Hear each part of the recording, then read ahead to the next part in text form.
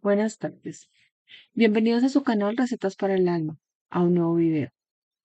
Hoy 20 de agosto celebramos a un gran santo, una personalidad esencial en la historia de la Iglesia Católica y la más notable de su siglo. Un monje francés que vivió entre los siglos XI y XII. Fue una de las figuras más relevantes de su tiempo y su contribución a la teología y espiritualidad han sido determinantes, especialmente en lo que respecta a la devoción a la Virgen María. La tradición lo ha llamado el cazador de almas y vocaciones y el oráculo de la cristiandad. Ejerció una gran influencia en la vida política y religiosa de Europa. Fue un abad místico, cofundador de los Caballeros Templarios y un líder importante en la reforma de la orden benedictina a través de la naciente orden cisterciense. Sus contribuciones han perfilado la religiosidad cristiana, el canto gregoriano, la vida monástica y la expansión de la arquitectura gótica. Hombre inteligente, dotado de una singular agudeza y capacidad de persuasión.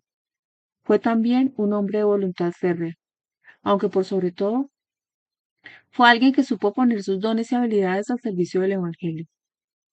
Libró numerosas batallas intelectuales y convirtió a muchos para Cristo, incluyendo a su propia familia.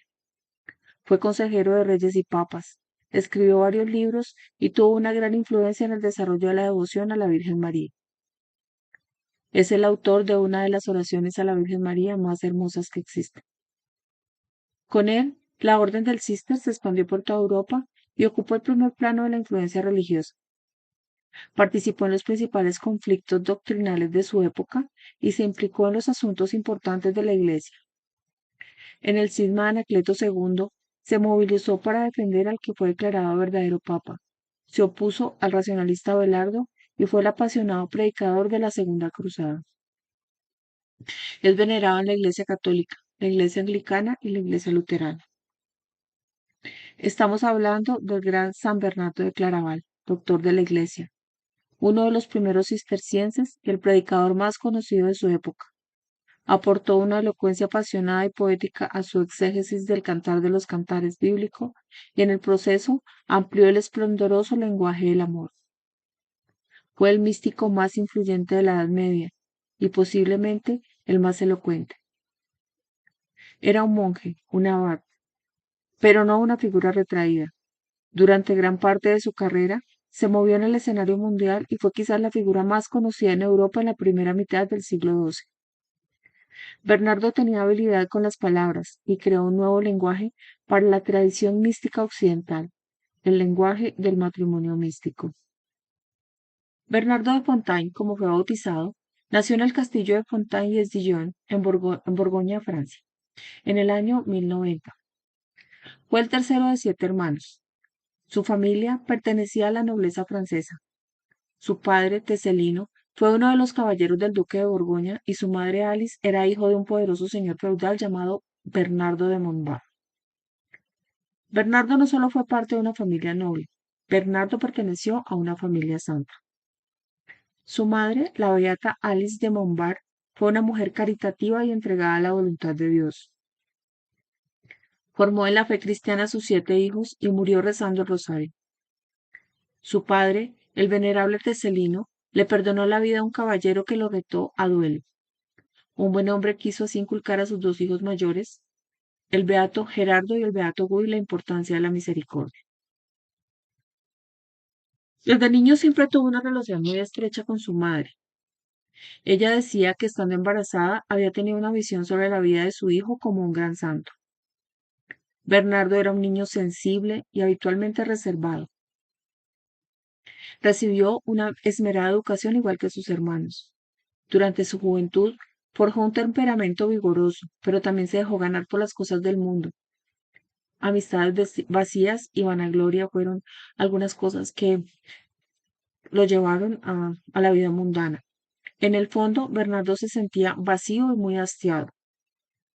La noche de Navidad del año 1111, Bernardo se quedó dormido. En su sueño apareció la Virgen llevando al niño Jesús en brazos y se le ofreció para que lo amara e hiciera que los otros lo amen también. Desde aquella noche decidió consagrarse a Dios y alcanzar la santidad. Cuando murió su madre, el pequeño Bernardo volvió los ojos hacia la Virgen María, fuente de sus consuelos y por quien profesó una fuerte devoción toda su vida. Después de la muerte de su madre, entró en la Orden del Císter. Esta orden había sido fundada pocos años antes por Roberto de Melesme, por San Alberico y San Esteban Harding. En aquel momento, el monasterio se había convertido en un centro de movimiento de renovación a través de una vuelta a los orígenes. Allí se practicaba con mucho rigor la regla de San Benito. La regla benedictina es una regla monástica que San Benito de Nurcia escribió a principios del siglo VI, destinada a los monjes de la época. El libro de preceptos fue escrito en el año 516 para monjes que vivieran comunalmente bajo la autoridad de un abad, reglas que eran muy exigentes, por lo que la regla cisterciense en este momento solo tenía un monasterio y por la dureza de la vida que llevaban tenían pocos miembros. San Esteban Hardy era el prior de la orden y obviamente aceptó a Bernardo y a todos quienes lo acompañaron con inusual alegría, ya que en este monasterio no se recibían vocaciones hace 15 años más o menos. Él terminó llevando consigo a sus 4 hermanos mayores, Gerardo, Gui, Andrés y Bartolomé, todos ellos futuros beatos, así como a uno de sus tíos y a 31 compañeros.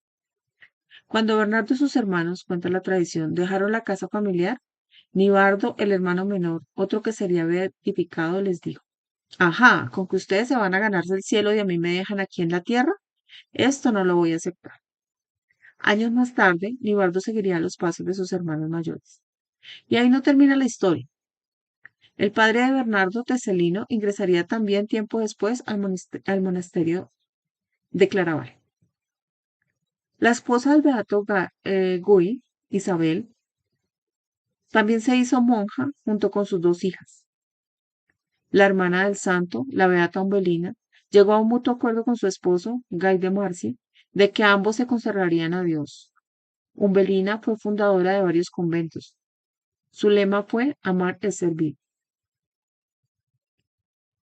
Bernardo había sido quien desató el amor por Cristo en la familia y la familia respondió con creces al llamado de Dios.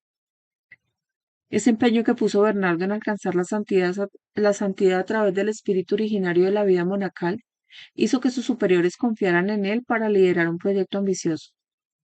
Fue enviado en el año 1115, con solo 25 años, por el prior Stephen Harding, abad del Cister, ante el doble problema de la masiva presencia del clan de los Fontaine y el repentino hacinamiento que habían provocado en su monasterio, decidió enviarlo como abad a fundar con otros 12 monjes un nuevo monasterio en Champagne, al que llamó Clairvaux, es decir, Claraval, que en francés significa Valle Claro, una de las primeras fundaciones cistercienses. De aquí tomó el nombre de Bernardo de Claraval. La orden entonces estaba en formación. Esteban Hartin era el tercer abad que tenía la orden, y en 1119 dotó al Cister de una regla propia, la Carta de Caridad, en la que se establecerían las normas comunitarias de total pobreza, de obediencia a los obispos y de dedicación al culto divino con dejación de las ciencias profanas. Bernardo empezó a llevar una vida rigurosa y exigente. Su oración constante y su preocupación por servir a Cristo en todo atrajo a muchos a la vida monástica. Se ganó el apelativo de cazador de almas y vocaciones. Se dice que las jovencitas de la época temían que hablara con sus novios porque terminaban pidiendo ser admitidos en la abadía. Esta vida rigurosa y exigente y su régimen impuesto era muy austero y afectó en un momento su salud. Guillermo de Champeaux debió intervenir, delegado por el capítulo general del Cister para vigilar la salud de Bernardo, suavizando la falta de alimentación y la mortificación implacable que se oponía a sí mismo. Se vio obligado a dejar por un tiempo la comunidad y trasladarse a una cabaña que le servía de enfermería y donde era atendido por unos curanderos. A lo largo de su vida fundó 68 monasterios distribuidos por toda Europa. Los inicios fueron lentos. En los 10 primeros años solo se establecieron 3 nuevas fundaciones, Trefontaine, Le Fontainebleau y Foigny, a partir de 1130 se extendieron las primeras abadías por Alemania, Inglaterra y España. Bernardo participó personalmente en la formación del espíritu cisterciense y fue el artífice de la gran difusión de la orden, pasando del único monasterio cuando ingresó a 343 cuando murió, de los que 168 pertenecían a la afiliación de Claraval y 68 fueron fundados por él mismo. La enorme influencia que alcanzaron los cistercienses se debió a Bernardo, que trascendió ampliamente a la orden. Ha sido la figura más destacada de la orden y es venerado como fundador. Para Bernardo, la vida monástica debe ser sostenida por el trabajo, la contemplación y la oración, teniendo dos estrellas fijas, Jesús y María. Para el abad cisterciense, Cristo es todo. Cuando discutes o hablas, nada tiene sabor para mí, si no siento resonar el nombre de Jesús. En un sermón en Cántica Canticorum 15. María, escribe Bernardo, conduce a Jesús. En los peligros, en las angustias, en las incertezas, piensa en María, invoca a María. Que ella no se aparte nunca de tus labios, no se aparte nunca de tu corazón. Y para que obtengas la ayuda de su oración, no olvides nunca el ejemplo de su vida.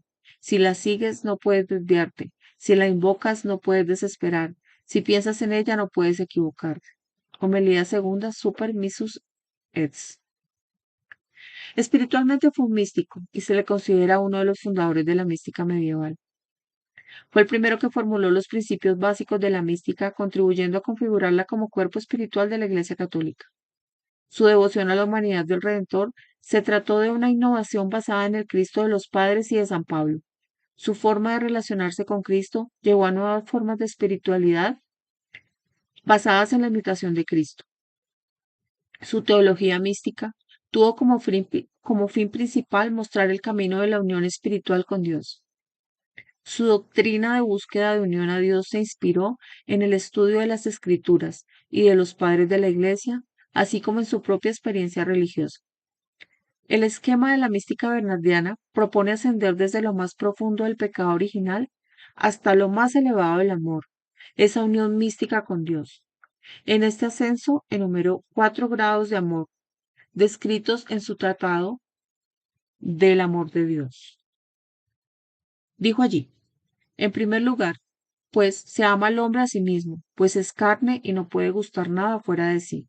Más, cuando ve que no puede subsistir por sí, comienza a buscar a Dios por la fe y amarle, como que le es tan necesario. Ama, pues, en el segundo grado a Dios, pero por sí, no por él mismo. Ya después que comenzó con la ocasión de la propia necesidad, a reverenciarle y frecuentarle, meditando, orando, obedeciéndole, poco a poco en virtud de este género de familiaridad, se da a conocer Dios y consiguientemente te hace también más dulce. Y así pasa al grado tercero, para amar a Dios no ya por sí, sino por él mismo. En este grado se está mucho tiempo y desde entonces, juntándose a él, será con él un espíritu. Cuando se entra en estas grandezas espirituales y divinas, habría de ser despejado de todas las enfermedades de la carne. Conocemos 3 venidas del Señor, dijo Bernardo en el sermón quinto en el Adviento. Hay una venida intermedia, oculta. Solo la ven los elegidos en sí mismo. Pero, para que no pienses que la venida intermedia son invención nuestra, oye al mismo Señor. El que me ama, guardará mi palabra. Mi Padre lo amará y vendremos a fijar en él nuestra morada. Gracias a esta venida, continúa Bernardo, nosotros que somos imagen del hombre terreno, seremos también imagen del hombre celestial. Cuando en 1135 ya tenían 90 abadías y aumentaban a un ritmo de 10 nuevas por año, Bernardo empezó a pensar que la orden estaba consolidada y con un crecimiento desmedido, siendo urgente un modelo de abadía que garantizase la uniformidad de la orden. También reflexionó que la orden no podía seguir con las efímeras construcciones de madera de adobe, sino que necesitaba monasterios en piedra que le sirviesen a las generaciones futuras de monjes. Esto llevó a la construcción en piedra de las 2 primeras abadías, Claraval segunda y Fontenay comenzada en 1937, que se construyeron como en forma simultánea. En las dos intervino de forma decisiva, ya que Claraval Era su abad y Fontenay era filial suya. La arquitectura cisterciense debía reflejar el ascetismo y la pobreza absoluta llevada hasta el desposeimiento total que practicaba a diario y que constituía el espíritu del cister. Así terminó definiendo una estética de simplificación y desnudez que pretendía transmitir los ideales de la orden: silencio, contemplación, ascetismo y pobreza. Con el paso del tiempo, en 1140, al surgir el estilo gótico, en la abadía benedictina de Saint-Denis, los cistercienses adoptaron como ese estilo. Entonces los cistercienses aceptaron rápidamente algunos conceptos del nuevo estilo y empezaron a construir algunas en estilo gótico, otras en estilo, em, mm, en el estilo que tenían antes, que era el románico. Con el paso del tiempo, el románico se abandonó, pero el estilo cisterciense consiguió espacios desnudos, conceptuales y originales que los hizo identificables. Bernardo fue un inspirador y organizador de las órdenes militares que fueron creadas para acoger y defender a los peregrinos que se dirigían a Tierra Santa para combatir el Islam. Así tuvo una gran influencia en la creación y expansión de la Orden del Temple, es decir, los Caballeros Templarios, y redactó sus estatutos e hizo conocerla en el Concilio de Troves en 1128. En el año 1099, los cruzados recuperaron Jerusalén y los lugares santos de Palestina. Los peregrinos eran atacados y robados en los caminos. Algunos caballeros decidieron prolongar su voto y dedicaron su vida a la defensa de los peregrinos. En 1127, Hugo de Payens solicitó al Papa Honorio II el reconocimiento de su organización. Aquí recibieron el apoyo del abad Bernardo, que era sobrino de uno de los 9 caballeros fundadores y a la postre quinto gran maestre de la orden, André de Montbard, tío de nuestro santo Bernardo. Así se reunió en el concilio de Troyes para regular su organización. En el concilio solicitaron a Bernardo que redactase su regla, que fue sometida a debate y fue aprobada con algunas modificaciones. La regla de los templarios fue una regla cisterciense, pues contiene grandes analogías con la misma. No podía ser de otra forma, ya que el abad era su inspirador. Era típica de las sociedades medievales, con estructuras jerarquizadas, poderes totalitarios. Regula la elección de los que mandan y estructura las asambleas para asistirlos y, en su caso, controlarlos. Después de esta primera redacción, hubo una segunda debido a Esteban de Chartres, patriarca de Jerusalén, que fue denominada como la regla latina y cuyo texto se ha mantenido hasta nuestros días. Bernardo escribió en 1130 el Liberas Militis Temple de Laude Nove Militar, en español Libro de los Caballeros Templarios, elogio de la nueva milicia templaria, que asoció a los lugares de la vida de Jesús con infinidad de citas bíblicas. Intentó equiparar la nueva milicia a una milicia divina. Acá dijo: aspira esta milicia a exterminar a los hijos de la infidelidad, combatiendo a la vez en un doble frente contra los hombres de carne y hueso y contra las fuerzas espirituales del mundo. En 1130, el cisma del antipapa Anacleto lo apartó de la vida monástica en clausura y comenzó una intensa actividad pública en defensa de Inocencio II. Estuvo movilizado de 1130 a 1137 e hizo del abad uno de los políticos más influyentes de su tiempo.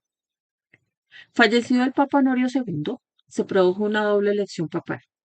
La mayoría de los cardenales apoyaron al cardenal Pietro Pierleoni, que adoptó el nombre de Anacleto II, mientras que una minoría de cardenales se decantó por Gregorio Papareschi Inocencio II. La aparición de los dos papas provocó el cisma y enfrentó a media cristiandad que apoyaba a Anacleto II con la otra media que defendía a Inocencio II. Este último contaba con el apoyo de Bernardo, que se recorrió Europa desde 1130 a 1137, explicando sus puntos de vista a monarcas, nobles y prelados. Su intervención fue decisiva en el Concilio de Estampes, donde fue convocado por el rey francés Luis VI. Asimismo, la influencia de Bernardo favoreció la confirmación de Inocencio II, consiguiendo los apoyos de Enrique I de Inglaterra, del emperador alemán Lotario II, de Guillermo X de Aquitania, de los reyes de Aragón, de Castilla, de Alfonso VII, y las repúblicas de Génova y Pisa. Finalmente, Anacleto fue rechazado como papa y fue excomulgado. Participó en las principales controversias religiosas de su época. Sostenía que el conocimiento de las ciencias profanas es de escaso valor comparado con el de las ciencias sagradas. La predicación en la iglesia medieval era esencial y Bernardo fue uno de sus grandes practicantes. Reclamado constantemente por el clero local, realizó numerosos viajes por el sur de Francia, Renania y otras regiones. También predicó las excelencias espirituales de la vida monástica y convenció a muchos para que ingresasen en la orden cisterciense. Se le conocía como el doctor Melifluo, boca de miel, por su suavidad y dulzura. Se desplazaba habitualmente a pie, acompañado de un monje que hacía de secretario y escribía su dictado durante los desplazamientos. Bernardo predicó en el Languedoc en 1145 a los cátaros o albigenses y fue elogiado, pero en Verfeil, cerca de Toulouse, se le abucheó. Años después de la muerte de Bernardo en 1209, los cátaros fueron declarados herejes y varios cistercienses se pusieron al frente de la cruzada que reprimió este movimiento. En 1145, Eugenio III fue nombrado papa. Es el primer papa cisterciense y discípulo de Bernardo. Había coincidido con él en uno de sus viajes y le siguió desde Italia hasta Claraval. Allí pasó 10 años de vida monástica. En 1140, Bernardo lo había enviado de vuelta a Italia como abad de Trefontaine, la 34 fundación de Claraval. Ya siendo papa, mantenían frecuente correspondencia entre ellos, pidiéndole a Eugenio que le escribiera un tratado sobre las obligaciones de ser papa. El abad así lo hizo y escribió el tratado de consideración en 15 libros. El primero lo escribió en 1149, el segundo en 1150, el tercero después del desastre de la Cruzada en 1152 y los dos últimos a continuación. En su tratado más conocido, y aunque lo escribió para el Papa Eugenio, en la práctica lo estaba haciendo también para todos los papas posteriores. De hecho, se conoce la importancia que muchos papas han dado a este texto. Bernardo seguía sintiéndose su padre espiritual, así lo manifestó repetidamente en el prólogo de Considerazione. El amor que os profesó no os considera como Señor, os reconoce por hijo suyo entre las insignias y el esplendor de vuestra excelsa dignidad. Os amé cuando eras pobre, igual os he de amar hecho padre de los pobres y de los ricos. Porque bien os conozco, no por haber sido hecho padre de los pobres dejáis de ser pobre de espíritu. En este escrito insiste en la necesidad de la vida interior y de la oración para aquellos que tienen las mayores responsabilidades de la Iglesia. Escribió sobre el peligro de dejarse llevar por los asuntos del Estado y descuidar la oración y las realidades de lo alto. Sobre los poderes del Papa, le escribió defendiendo la supremacía del poder espiritual y el derecho de la Iglesia a emplear los ejércitos seglares. Se basaba en las palabras que los apóstoles dijeron a Jesús cuando lo apresaron, recogidas en el Evangelio de San Lucas, que él interpretó para fundamentar de nuevo la doctrina de las dos espadas, presente en el pensamiento cristiano desde los inicios de la Edad Media. Si la espada material no perteneciese a la Iglesia, el Señor no había replicado. Es bastante. A los apóstoles cuando les dijeron, aquí hay dos espadas, sino es demasiado. Por tanto, de la Iglesia son la espada espiritual y la espada material, pero éste ha de ser manejada para la Iglesia y aquella por la Iglesia. Está escrito en De Considerazione. Su mayor y más trágica empresa fue la Segunda Cruzada, cuya predicación fue por completo obra suya. Allí apareció con toda su fuerza y con toda su debilidad su ideal religioso. Su fracaso afectó negativamente su influencia y a su figura carismática, excepcional hasta entonces tanto por el poder religioso como por el político. En 1144, los ejércitos del Islam tomaron la ciudad cristiana de Besa. En 1145, Luis VII de Francia propuso la cruzada y pidió a Bernardo que la predicase. Este respondió que solo el Papa le podía encargar esa predicación. El rey realizó la petición al Papa, que para entonces era Eugenio III, el discípulo de Bernardo. Pidió al santo que predicase la cruzada y las indulgencias que de ella se derivaban. El Bernardo que predicó la cruzada mostró una personalidad diferente a lo que había sido hasta entonces. Él entendía la vida interior como unión del alma humana con Dios. Identificaba la vida interior como la vida de toda la iglesia, de todo el cuerpo místico, siendo su concepción de la cruzada básicamente mística. Consideraba que la Iglesia Católica podía llamar a las armas a las naciones cristianas para salvaguardar el orden establecido por Dios. Parece que no tuvo necesidad de conocer el Islam. Según él, si Dios juzgaba necesario que los ejércitos defendieran su reino, si el mismo Papa le ordenaba predicar la cruzada, estaba claro para él que se trataba de una misión divina. Por tanto, transmitió a los cristianos que se trataba de una guerra santa, pues así la concebía él. La influencia del pensamiento de Bernardo sobre misticismo y devoción mariana en las órdenes religiosas europeas fue muy importante.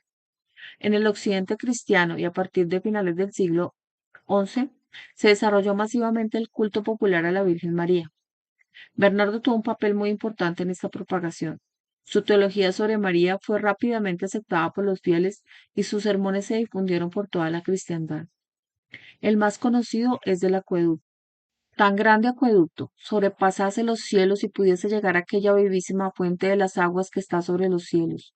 ¿Cómo llegó este nuevo acueducto a aquella fuente tan sublime? Según está escrito, la oración del justo penetra en los cielos. ¿Quién será justo si no lo es María? ¿De quién nació para nosotros el sol de justicia? Sea lo que fuere aquello que dispones ofrecer, acuérdate de encomendarlo a María, para que vuelva la gracia, por el mismo cauce por donde corrió, al dador de la gracia, aquello que deseas ofrecer. Procura depositarlo en aquellas manos de María, a fin de que sea ofrecido al Señor sin sufrir de él repulsa. Así habló en el acueducto. Los que quieren progresar en su amor a la Madre de Dios necesariamente tienen que leer los escritos de San Bernardo, porque entre todos los predicadores católicos quizás ninguno ha hablado con más cariño y emoción acerca de la Virgen Santísima que este gran santo. Él fue quien compuso aquellas últimas palabras de la salve: oh clemente, oh piadosa, oh dulce Virgen María, y repetía la bella oración que dice: acuérdate, oh Madre Santa, que jamás se oyó decir que alguno a ti haya acudido sin tu auxilio recibir. Fue el creador de esta hermosa oración, el acordaos, esa oración que hoy recitamos a Nuestra Señora. El pueblo vibraba de emoción cuando le oía clamar desde el púlpito con su voz sonora e impresionante. Él decía: si se levantan las tempestades de tus pasiones, mira a la estrella, invoca a María. Si la sensualidad de tus sentidos quiere hundir la barca de tu espíritu, levanta los ojos de la fe, mira a la estrella, invoca a María. Si el recuerdo de tus muchos pecados quiere lanzarte al abismo de la desesperación, lánzale una mirada a la estrella del cielo y rézale a la Madre de Dios. Siguiéndola, no te perderás en el camino. Invócala, no te desesperarás. Y guiado por ella, llegarás seguramente al puerto celestial. Sus bellísimos sermones son leídos hoy, después de varios siglos, con verdadera satisfacción y gran provecho. Sus escritos no son numerosos, ocupan solo los tomos 182 y 183 de la Patrología Latina de Miguel, que son la compilación de los padres de la Iglesia y de otros escritores eclesiásticos, que fueron publicados entre 1848 y 1865. Esta cifra es muy pequeña, pues comparado con otros padres de la Iglesia. Sus numerosas actividades no le permitieron un trabajo extenso. Por lo general son obras de ocasión, rápidas, solicitadas por terceros. Muestran al hombre de acción, al renovador del sistema, a un reformador de la sociedad laica y religiosa y defensor del papado. También reflejan la seguridad de la personalidad religiosa más influyente del siglo XII, como San Agustín en el siglo V o como Santo Tomás en el siglo XIII. Dejó una producción de unas 500 cartas, del orden de más o menos 350 sermones y varios tratados doctrinales. Sus escritos más conocidos son los sermones. El sermón en los monasterios de la Edad Media tenía mucha influencia en la formación religiosa e intelectual del monje. Después los tratados, breves pero de enorme valor espiritual para la Iglesia Católica, desarrollando una doctrina precisa y coherente. Empleó un elegante latín y fue uno de los escritores más notables de su época. En la Divina Comedia, aquel libro tan famoso de Dante Alighieri, Bernardo de Claraval aparece situado en el paraíso desde el canto 21, sustituyendo a Beatriz. En virtud de su espíritu contemplativo y de su devoción a María, es Bernardo quien guía a Dante durante la última parte de su viaje. Muestra al poeta la cándida rosa dei Beati, la rosa paradisíaca sede de todos los bienaventurados, canto 22, 32, y lo invita a volver a María su mirada como el rostro que más se asemeja a Cristo. En 1153 enfermó del estómago, no retenía la comida y las piernas se le hinchaban. Quedó muy débil y murió. Murió el 20 de agosto de 1153 a los 63 años, tras haber sido abad durante casi 4 décadas. Fue canonizado el 18 de enero de 1174 por el Papa Alejandro III y fue declarado doctor de la Iglesia por Pío VIII en 1830. Su fiesta litúrgica se celebra el 20 de agosto en el aniversario de su muerte, siendo el santo patrón de Gibraltar, de Algeciras, de los trabajadores agrícolas y del Queen's College de Cambridge. Sus atributos iconográficos son la pluma, el libro, el perro, el dragón, la colmena y la figura de la Virgen María. Pío XII le dedica una carta encíclica titulada Doctor Meliflus, en la cual se recuerdan en particular estas palabras de Bernardo. Jesús es miel en la boca, cántico en el oído, júbilo en el corazón. El doctor Melifluo, último de los padres, pero ciertamente no inferior a los primeros, escribe el pontífice, se distinguió por tales dotes de mente y de ánimo, que Dios añadió abundancia de dones celestes. Entre las reflexiones sobre los doctores de la Iglesia que su santidad Benedicto XVI hizo durante su pontificado, destaca la dedicada a San Bernardo. En esta, el Papa resaltaba hermosamente el papel de la Virgen María en la obra de la salvación. Dijo, quiero concluir estas reflexiones sobre San Bernardo con las invocaciones a María que leemos en una bella homilía suya. En los peligros, en las angustias, en las incertidumbres, dice, piensa en María, invoca a María. Que ella no se aparte nunca de tus labios, que no se aparte nunca de tu corazón, y que para que obtengas la ayuda de su oración, no olvides nunca el ejemplo de su vida. Si la sigues, no puedes desviarte. Si la invocas, no puedes desesperar. Si piensas en ella, no puedes equivocarte. Si ella te sostiene, no caes. Si ella te protege, no tienes que temer. Si ella te guía, no te cansas. Si ella te es propicia, llegarás a la meta. Homilía 2 Super Missus es 17.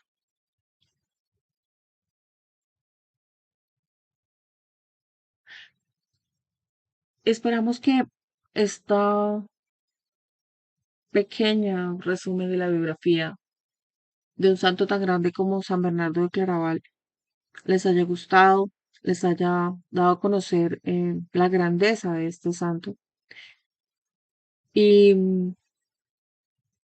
gracias por habernos acompañado hasta el final del video. Que Dios los bendiga, les dé, siempre los acompañe y que la presencia de Nuestra Señora y de nuestro Señor Jesucristo esté siempre en sus vidas, en sus familias, en sus trabajos, en su día a día. Dios les bendiga, nos vemos en una próxima oportunidad.